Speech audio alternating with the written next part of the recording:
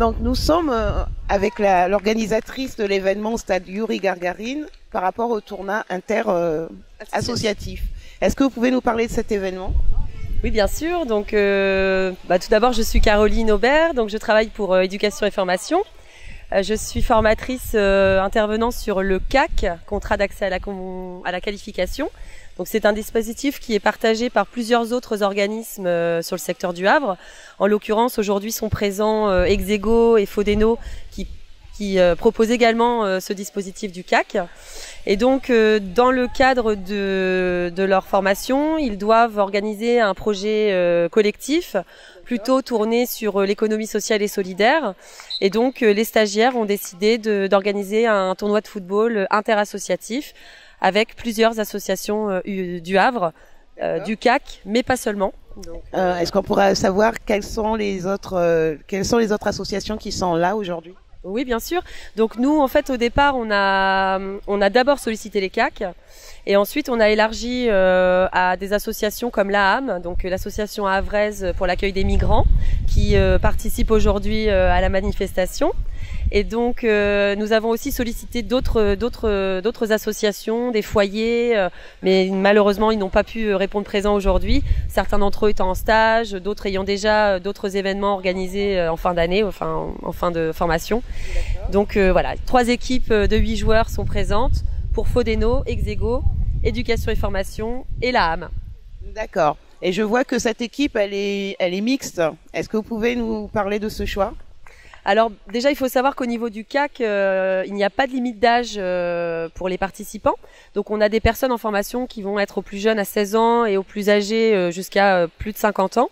Donc là, on a décidé à la fois d'ouvrir les matchs à des personnes d'âge différents, mais aussi, pour ne pas faire de ségrégation, de donner la possibilité aux femmes d'y participer. Donc on peut voir sur le terrain qu'il y a quelques femmes qui tapent le ballon. Et j'en suis super fière parce que c'est quand même important quand on se représente, enfin quand on est des femmes sur le terrain, parce que le foot c'est que les hommes à la télé. Alors par rapport à cet événement aujourd'hui, qu'est-ce qu'il y aura en plus donc du tournoi derrière? C'est quoi les prix? Quels sont les prix qui vont gagner? Ou quelles sont les actions que vous voulez mettre en place ou les valeurs que vous défendez par rapport à cet événement? Alors d'abord au niveau des valeurs, c'est vrai que l'idée c'était avant tout de pouvoir passer un bon moment tous ensemble. Donc les valeurs ce sera le respect, la tolérance, le fair play, la non-violence, tout ce qu'on essaye aussi de véhiculer dans le cadre de nos formations, quand on aborde notamment la notion de valeur. Donc c'est vrai que sur un match de foot, c'est très bien de pouvoir véhiculer aussi ces esprits-là. Et concernant les lots, donc pour votre autre question, les stagiaires ont travaillé avec moi sur solliciter différents partenaires havrais pour récupérer des lots qui nous ont été offerts généreusement. Donc on a travaillé avec le club de sport Phil Sport situé au Havre qui nous a offert 8 entrées pour une semaine, donc pour les 8 gagnants en illimité. Ensuite, pour l'équipe qui sera numéro 2, on a récupéré 4 places de cinéma au Cinéma des Arts à Montivilliers et 4 places pour des parcours aventure à LH Parc Aventure qui est nouvellement ouvert à la forêt de Montjon. Et ensuite, pour la dernière équipe, c'est un petit peu les lots de consolation.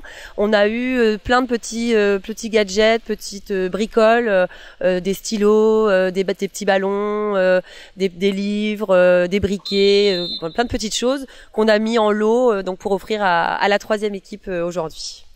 En tout cas, belle initiative et le match il a bien commencé. Là, c'est la 2e équipe qui joue. J'espère que tout va bien se passer. En tout cas, on vous souhaite une bonne journée et puis qu'il y ait plein d'occasions comme ça, on va dire, à l'avenir. Oui, bien sûr. J'espère pouvoir renouveler cette expérience si ça a bien fonctionné. Et puis moi aussi, je suis très contente parce que c'est vrai que c'était assez compliqué par moment de se mobiliser, d'organiser. Mais on a réussi et je suis très fière de voir tous ces jeunes sur le terrain et qui vont passer un bon moment avec nous.